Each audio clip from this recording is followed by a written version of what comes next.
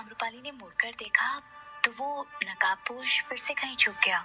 उससे पहले कि वो ये सोचती या देखती कि वो कौन है, एक सैनिक ने फिर से कहा, चलो आम्रपाली, तुम्हें शीघ्र हमारे साथ राजमहल चलना होगा। तुमने वहां सबके सामने ऐलान किया है उस प्रतियोगिता में भाग लेने का। ये सुनते ही आम्रपाली के जहन में फिर से वही दृश्य घूमने लगा जो वो अभी अभी राजमहल में देखकर आई थी, जिसे देखने के बाद उसे समझ ही नहीं आ रहा था कि वो क्या कहे और क्या करे। तभी उसके बाबा ने कहा, बेटी, अब तुम इस बात से इनकार नहीं कर सकती हो, क्योंकि ये इस राज्य की सालों पुरानी प्रथा है। इसमें एक बार अगर कोई लड़की भाग लेने के लिए आगे आ जाए तो फिर वो पीछे नहीं हट सकती है। इसलिए तो मैंने तुम्हें वहां जाने से रोका था। हाँ बाबा, मैं अब समझ गई हूँ कि आपने क्यों मुझे रोका था, लेकिन मेरी हिम्मती पर पत्थर पड़ गए थे कि जो मैंने आपकी बात नहीं मानी और वहां चली गई। पर आप बिल्कुल भी फिक्र मत कीजिए, देखिएगा मैं इस प्रतियोगिता में अपने आप को जीतने ही नहीं दूंगी। ऐसे तो ये कहते हुए उसे बहुत अजीब सा डर लग रहा था, लेकिन वो अपने इस डर को अपने बूढ़े पिता के सामने बयां भी नहीं करना चाहती थी, इसलिए वो चुप रही। जाओ बेटी, अब तुम इस बात से पीछे नहीं हट सकती हो, वरना हम दोनों को अपनी जान से हाथ धोना पड़ेगा। पर याद रखना, तुम एक सैनिक की बेटी हो जो इतनी आसानी से हालात से समझौता नहीं कर सकती है, महानमन ने मायूसी भरे अंदाज में कहा। अपने पिता के कहे शब्दों के पीछे का तात्पर्य आम्रपाली समझ गई थी, इसलिए उसने कहा, बाबा आप फिक्र मत कीजिए, सब ठीक हो जाएगा। ये कहकर आम्रपाली वहां से उठी और सैनिकों के साथ वहां से जाने लगी। कुछ कदम चलने के बाद अचानक उसे अपना पूरा बचपन याद आ गया, किस तरह से उसे उसके बाबा ने पाला था, साथ ही उसकी गुरु माँ अम्बे, जिन्होंने इतने साल पहले नृत्य करना छोड़ दिया था, फिर भी वो अपनी ये अद्भुत कला उसे देना चाहती थी, और उनके पिता कुमार भट्ट, जो वैशाली की कन्याओं को नृत्य विद्या सिखाते थे, उन दोनों ने भी उसका बड़े प्यार से पालन किया था। ये सब याद करके वो अचानक पीछे मुड़ी और दौड़कर अपने बाबा से गले मिलने लगी। और फिर उसने कहा, बाबा आप फिक्र मत कीजिए, अगर आज मैं इस प्रतियोगिता में जीत भी गई ना, तो मैं किसी पर पुरुष को अपने आप को स्पर्श भी नहीं करने दूंगी। आप इस बात की चिंता मत कीजिए, आपकी बेटी इस कुप्रथा का हिस्सा कभी नहीं बनेगी। आप जो चाहते हैं वही होगा। आपकी बेटी एक राजवैश्या की गद्दी पर कभी नहीं बैठेगी, देखिएगा, ये वादा है मेरा आपसे। उसकी ये बातें सुनकर महानमन को थोड़ी तसल्ली हुई, लेकिन वो जानते थे कि यह असंभव है, इसलिए उन्होंने कहा, अब तुम क्या करोगी बेटी, अब कुछ नहीं हो सकता। इस राज्य के नियम बड़े ही सख्त हैं, अगर हमने उनका विरोध किया तो हम दोनों को मृत्यु दंड दिया जाएगा, और मैं अपनी बेटी को मृत्यु के हवाले होते हुए नहीं देख सकता हूँ। इसलिए जाओ, अब तुम यहाँ से चली जाओ।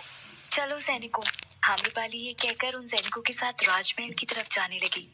पूरे रास्ते उसके दिमाग में यही चलता रहा कि उसे किसी तरह इस प्रतियोगिता में हारना है। हालांकि उसके मन में अजीब सा डर था, लेकिन वो इतनी बहादुर और निडर थी कि वो अपने इस डर को किसी के सामने बयां भी नहीं कर सकती थी। कुछ ही देर में वो सैनिक के साथ राजमहल पहुंच गई। चारों तरफ सुंदर सजावट के साथ ढोल नगाड़ों की आवाजें आ रही थी, और जैसे ही उसने राजमहल के मुख्य द्वार पर कदम रखा तो सबसे पहले वहां आई बाकी नृत्यकियों की नजर उस पर पड़ी। उसके खूबसूरत चेहरे को देखकर तो उनके जैसे होश उड़ गए। उसे देखकर उन्हें उससे ईर्ष्या होने लगी, इसलिए वो आपस में कुछ इस तरह से बातें करने लगी। आ गई आम्रपाली, कितनी सुंदर है। इसे पाने के लिए तो वैशाली के पुरुष आपस में एक दूसरे का विरोध करने के लिए तैयार हो गए थे, इसलिए तो आज इसे देखने न जाने कितने लोग यहाँ आए हैं।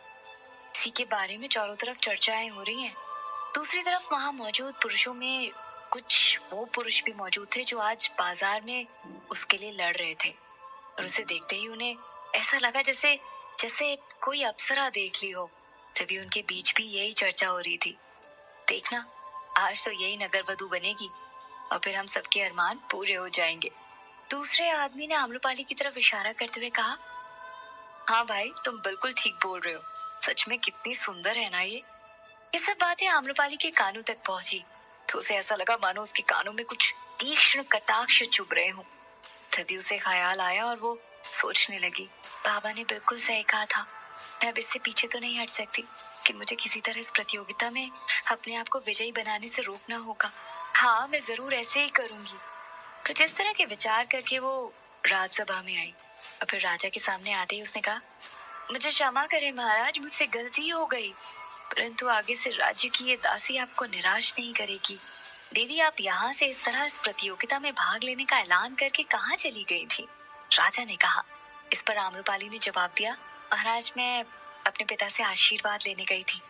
उसके मुंह से इस तरह की बातें सुनकर पूरे दरबार में उसकी वाहवाही होने लगी। एक तरफ वो नर्तकियां थी जो उस प्रतियोगिता को जीतने के लिए कुछ भी करने को तैयार थी, और दूसरी तरफ आम्रपाली जो उस प्रतियोगिता में हारना चाहती थी। कुछ ही देर में राजा भी राजगद्दी पर आकर विराजमान हुए और नगाड़े की आवाज के साथ ऐलान किया गया, तो अब शुरू की जाती है इस बार की नगर वधू प्रतियोगिता। इसलिए कृपया करके अपना अपना स्थान ग्रहण करें और शांति का माहौल बनाकर इस प्रतियोगिता का आनंद लें। एक एक करके सभी नर्तकियां अपने नृत्य का प्रदर्शन पूरी शिद्दत से करने लगी, और जब भी कोई नर्तकी अपना नृत्य प्रदर्शन करके मंच से नीचे उतरती तो आम्रपाली के मन में बस एक ही बात आती कि काश ये नर्तकी इस बार की नगर वधू बन जाए। लेकिन तालियों की गड़गड़ाहट उतनी तेज नहीं सुनाई देती जिससे ये अंदाजा लगाया जा सके कि यही उस प्रतियोगिता की विजेता बनेगी, क्योंकि आम्रपाली के सौंदर्य को देखकर पहले ही सभी पुरुष उसके दीवाने हो चुके थे। इसलिए उन्हें आम्रपाली के नृत्य प्रदर्शन का बेसब्री से इंतजार था, और फिर ये देखकर उसका दिल फिर से उदास हो जाता है। लेकिन जैसे ही उसके नाम का ऐलान हुआ तो जोरों से तालियां बजने लगी और लोगों का उत्साह देखते ही बन रहा था। इसी बीच उसे फिर से वो नकाबपोश दिखाई दिया। उसे देखते ही मंच की तरफ बढ़ते हुए उसके कदम लड़खड़ा गए और वो सोचने लगी, आखिर ये नकाबपोश है कौन? वो ये सोच ही रही थी कि एक पल में उसकी तरफ देखकर मुस्कुराते हुए वो नकाबपोश फिर से कहीं गायब हो गया। उसके गिरते ही सभी के मन में अचानक शंका होने लगी कि क्या आज आम्रपाली इस प्रतियोगिता का हिस्सा भी बन पाएगी या फिर नहीं। लेकिन तभी उस नकाबपोश के साथ एक आदमी था जिसने अचानक से कहा, ये भी तो कुमार भट्ट की ही शिष्या है ना? अरे सुनते ही आम्रपाली के मन में विचार आया, अगर आज उसने अपनी कला का प्रदर्शन अच्छे से नहीं किया तो ये उसके गुरु का अपमान होगा। ये सोचकर फिर से वो असमंजस में पड़ गई। ये एक तरफ उसके बाबा से किया गया वादा उसे निभाना था और दूसरी तरफ उसके गुरु का सम्मान। फिर अपने गुरु के सम्मान के लिए वो उठकर मंच पर पहुंची और उसे मंच पर देखकर एक बार फिर उसका नृत्य देखने के लिए उत्सुक लोग खुश हो गए। जैसे ही तबले की आवाज उसके कानों तक पहुंची, अपने गुरु का झुका हुआ सर देखकर अचानक उसे क्या हुआ कि उसके पैर अपने आप थिरकने लगे। ऐसा लग रहा था मानो आज से पहले उसने ऐसा नृत्य कभी ना किया हो। उसकी उन खूबसूरत अदाओं के साथ उसने ऐसा नृत्य प्रदर्शित किया जिसे देखकर जैसे एक अलग सा ही समा बन गया था। किसी की भी नजर उस अदायगी से हटने का नाम ही नहीं ले रही थी। राजा तो जैसे उसके कजरारे नैनों में कहीं खो ही गए थे। वो इतने मंत्रमुग्ध हो गए थे कि जैसे उनके सामने कोई स्वर्ग की अप्सरा नृत्य कर रही हो। इसी के साथ उनके मुंह से निकला, वाह क्या नृत्य है! ऐसा अद्भुत प्रदर्शन तो आज तक हमने इस दरबार में ही नहीं देखा। कहाँ छुपी हुई थी ये सुंदरी? कि वाहवाही सुनकर सारी राजसभा में जैसे खुशी का माहौल छा गया था। बस फिर क्या था, थोड़ी देर में विजेता घोषित करने का वक्त भी हो गया था। सबको इस बात का अंदाजा तो लग चुका था कि आज की इस प्रतियोगिता में आम्रपाली को नगर वधू बनने से कोई नहीं रोक पाएगा। हर तरफ यही चर्चा हो रही थी कि आज तो सबकी इच्छा पूरी हो जाएगी। अब ये सुंदरी को अपना बनाने के हम सबके अरमान पूरे हो जाएंगे। इस तरह की बातें करके पुरुष आम्रपाली को देखकर आहें भरने लगे। तभी दूसरे आदमी ने कहा, हाँ भाई, तुम बिल्कुल ठीक बोल रहे हो। तभी नगाड़े की आवाज के साथ ऐलान किया गया, तो अब आप सभी के सामने इस प्रतियोगिता की विजेता यानी हमारी वैशाली की नई नगर वधू का नाम घोषित किया जा रहा है, और उसका नाम है आम्रपाली। अभी कुछ ही देर में उनको शॉल उड़ाकर उन्हें राज घुंघरुओं से सम्मानित किया जाएगा। उसके बाद वो हमारे इस वैशाली की नगर वधू बनकर रहेंगी। ये निर्णय कुमार भट्ट ने बड़े ही दुखी मन से किया था कि वो इस राज दरबार में इस प्रतियोगिता के निर्णायक होने के साथ साथ आम्रपाली के पिता समान थे। ऐलान होते ही जैसे सबके सपनों को पंख लग गए हों और चारों तरफ कुछ इस तरह की चर्चाएं ही सुनाई देने लगी कि अब तो बड़ा आनंद आएगा। इतनी सुंदर लड़की के साथ भला किसे आनंद ना मिलेगा। दूसरी तरफ इसी ऐलान के साथ आम्रपाली के मन में कुछ ऐसे विचार आने लगे, आज मैंने अगर बाबा की बात मान ली होती तो ऐसा कभी नहीं होता। कौन सी घड़ी में मैंने इस राजमहल में कदम रखा जिसके दंड स्वरूप मुझे ये सजा मिल रही है। मेरी ये खूबसूरती मेरे जीवन का सबसे बड़ा अभिशाप बन गई। अब मुझे किसी तरह इस मुसीबत से अपने आप को बाहर निकालना ही होगा, वरना मेरे बाबा जिन्होंने मुझे इतने जतन से पाला है वो टूट जाएंगे और बाबा से किया वादा भी पूरा नहीं होगा। तभी उसे अचानक फिर से वही नकाबपोश नजर आया और जैसे ही वो उसे देखने की कोशिश करने लगी वो फिर से कहीं गायब हो गया। अभी आम्रपाली के मन में कुछ विचार चल ही रहे थे कि उसे शॉल उड़ाने के लिए मंच पर बुलाया गया।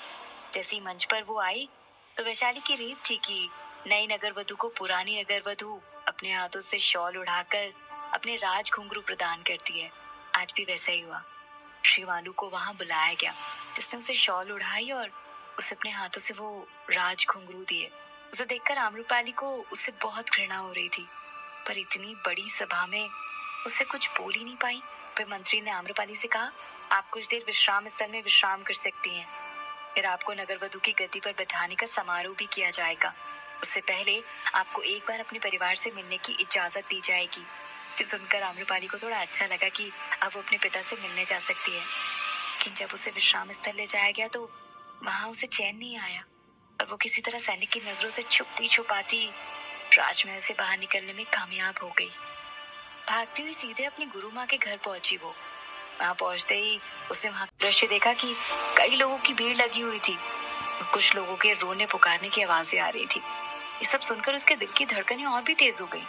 फिर भीड़ में से जैसे तैसे वो अंदर पहुंची तो उसने देखा कि गुरु माँ का शव पड़ा था, जिसके पास कुमार भट्ट यानी उसके पिता सिर पकड़कर बैठे थे।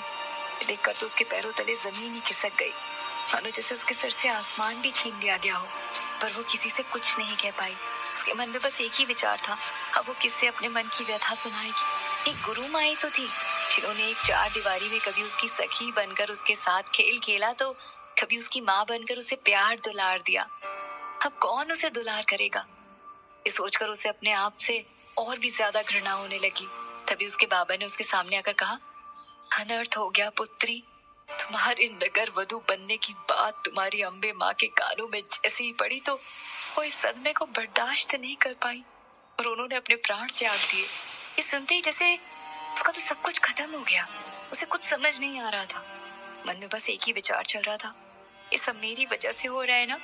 तो मैं राज दरबार जाकर इस प्रतियोगिता में भाग लेने का ऐलान करती, ना ही आज ये सब होता।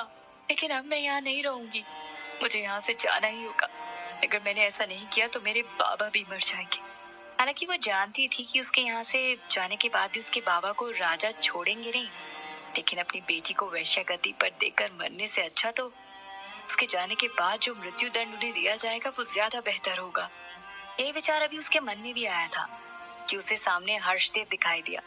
उसे देखते ही उसने कहा, हर्षदेव तुम मेरे साथ चल रहे हो? हर्षदेव ने पलटकर कहा, कहाँ? इस तरह तुम इस स्थिति में कहाँ जाना चाहती हो? ये सुनकर आम्रपाली ने पक्के निश्चय से कहा, मैंने पूछा तुम मेरे साथ यहाँ से चल रहे हो या फिर नहीं, वरना। तभी हर्षदेव ने कहा, तुम क्या कह रहे हो आम्रपाली, तुमने देखा ना कि तुम्हारी एक गलती की वजह से अम्बे माँ हमें हमेशा के लिए छोड़कर जा चुकी है, और अब तुम क्या करने वाली हो? ऐसा ना हो इससे तुम्हारे बाबा भी तुम्हें छोड़कर चले जाएं। उसके बाबा उसे देखकर हैरान थे कि अभी क्या करने वाली है, इसलिए उन्होंने कहा, क्या हुआ बेटी, ये तुम क्या कह रही हो? कहाँ जा रही हो तुम इस तरह? तुम ऐसा नहीं कर सकती हो। राजा के सैनिक अभी तुम्हें यहाँ ढूंढते हुए आते ही होंगे, और अगर तुम अब नहीं मिली तो फिर वैशाली में विद्रोह छिड़ जाएगा, जाने कितनी और जाने जाएंगी। ये सुनकर आम्रपाली ने कहा, नहीं बाबा, मैं ऐसा नहीं कर सकती हूँ। मैं अब राजमहल वापस नहीं जाऊंगी। मैंने आपसे वादा किया था कि मैं नगर वधू कभी नहीं बनूंगी, तो आपसे किया वादा मैं जरूर निभाऊंगी बेटी। लेकिन इस हजारों वर्षों पुरानी प्रथा से आज तक कोई नहीं बच पाया है, तो तुम भी कुछ नहीं कर पाओगी। महानमन ने दुखी होकर कहा, बाबा मैं आपकी बेटी हूँ, इतनी आसानी से हार नहीं मानूंगी। आप मेरी फिक्र मत कीजिए, आप अपना ख्याल रखिएगा, आम्रपाली ने कहा। ये कहकर आम्रपाली ने हर्षदेव की तरफ मुड़कर देखा और फिर से कहा, तुम आ रहे हो मेरे साथ या मैं अकेले ही इस राज्य से जाऊं? उधर राजा अपने मंत्रियों के साथ जब नई नगरवधु की गद्दी पर आम्रपाली को बैठाने की चर्चा कर रहे थे तो एक मंत्री ने कहा, महाराज, आज की प्रतियोगिता में इतनी अच्छी अच्छी नृत्यकियां थीं जिन्होंने अपनी कला का बहुत ही अच्छा प्रदर्शन किया, परंतु आपने आम्रपाली को ही इसका विजेता क्यों घोषित किया? तो महाराज ने कहा, मंत्री जी, आम्रपाली का नृत्य ही अच्छा नहीं था, बल्कि उसे इस प्रतियोगिता का विजेता बनाने की वजह कुछ और भी है। ये सुनकर वहां बैठे सभी मंत्री हैरान हो गए और विचार करने लगे कि ऐसी क्या वजह हो सकती है। कि महाराज ने आम्रपाली को नगरवधु के लिए चुना। तभी महाराज ने सबसे कहा, महाराज, मैं आपकी बेटी हूँ, इतनी आसानी से हार नहीं मानूंगी। आप मेरी फिक्र मत कीजिए, आप अपना ख्याल रखिएगा, आम्रपाली ने कहा। ये कहकर आम्रपाली ने हर्षदेव की तरफ मुड़कर देखा और फिर से कहा, तुम आ रहे हो मेरे साथ या मैं अकेले ही इस राज्य से जाऊं? उधर राजा अपने मंत्रियों के साथ जब नई नगरवधु की गद्दी पर आम्रपाली को बैठाने की चर्चा कर रहे थे तो एक मंत्री ने कहा, महाराज, आज की प्रतियोगिता में इतनी अच्छी अच्छी नृत्यकियां थीं जिन्होंने अपनी कला का बहुत ही अच्छा प्रदर्शन किया, परंतु आपने आम्रपाली को ही इसका विजेता घोषित किया। तो महाराज ने कहा, आप लोग चिंता ना करें, वक्त आने पर आपको इस वजह के बारे में अवश्य बताया जाएगा। अभी हम सभी को वैशाली की नई नगर वधु को उनके महल तक ले जाने की तैयारियां करनी होंगी। तभी एक सैनिक राजा के पास आकर बोला, महाराज माफ कीजिएगा, आम्रपाली पर हमारे सैनिक ठीक से नजर नहीं रख पाए और वो वैशाली से कहीं भाग गई है। कि सुनकर महाराज के साथ वहां मौजूद मंत्री भी चौंक गए और कहा, ये क्या हो गया?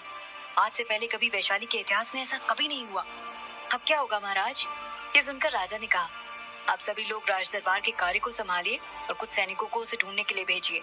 उधर आम्रपाली वहां से अपने कमरे में जाकर अपना कुछ सामान लेकर बिना किसी से कुछ कहे हर्षदेव के साथ वहां से चली गई। हर्षदेव भी उसके साथ बिना कोई प्रश्न किए जाने को तैयार था, क्योंकि वो उसका बालपन का मित्र था। तो भला उसे ऐसी परिस्थिति में अकेले कैसा छोड़ता, इसलिए उसके साथ उसे जाना ही पड़ा। परंतु उसे इस तरह जाते हुए देख उसके पिता बड़े ही दुखी होकर बोले, अब बेटी क्या करने जा रही हूँ? मैं यहाँ कैसे रहूंगा? आज तक मैं तुम्हारे लिए ही तो जीवित था। अब मुझे यहाँ से जाना ही होगा, वरना मैं गुरु माँ और आपसे किए वचन को कभी नहीं निभा पाऊंगी। इसलिए मुझे जाने दीजिए, मुझे वैशाली से जाना ही होगा। आप बस अपना ख्याल रखिएगा। ये कहकर आम्रपाली हर्षदेव के साथ वैशाली से चली गई। उसके जाते ही कुछ सैनिक उसे ढूंढते हुए उसके घर तक पहुंच गए। इतनी भीड़ देखकर तो वो जैसे तैसे अंदर गए और जैसे ही उन्होंने घर की तलाशी ली तो उन्हें पता चला कि आम्रपाली के कमरे से उसका कुछ सामान भी गायब है।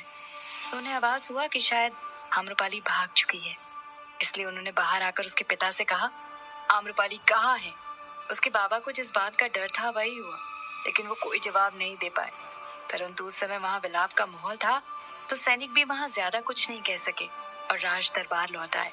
वहां आते ही जैसे एक सैनिक ने राजा के सामने जाकर कहा, महाराज माफ कीजिएगा, आम्रपाली की तलाश हम नहीं कर पाए। ऐसा लगता है वो वैशाली में कहीं नहीं है। ये सुनकर राजा को बहुत क्रोध आ गया और उन्होंने क्रोध में आकर कहा, कैसी सेना बनाई है हमने जो एक नगर वधु की तलाश नहीं कर पाई? जाओ जल्द से जल्द उसे ढूंढ कर लाओ, वरना वैशाली को मगध के हाथों में जाने से कोई नहीं रोक पाएगा। ये सुनकर दरबार में मौजूद मंत्री भी आश्चर्य में पड़ गए। इस बात से नगर वधु का क्या मिला? महाराज ने ऐसे क्यों कहा? मंत्रियों के चेहरे पर ये हैरानी देखकर राजा ने कहा, आप लोग आश्चर्य ना करें, वक्त आने पर मैं आप सबको इसकी वजह जरूर बताऊंगा। अभी हमें किसी भी तरह आम्रपाली को राजमहल तक लाना ही होगा, वरना न जाने क्या हो जाएगा। ऐसी क्या बात थी कि एक तरफ महानमन परेशान था और दूसरी तरफ किसी भी हालात में राजा आम्रपाली को ही नगर वधु की गद्दी पर बैठाना चाहते थे। तो क्या आम्रपाली को ढूंढ पाएंगे सैनिक? जानने के लिए सुनते रहिए हमारे आगे के एपिसोड।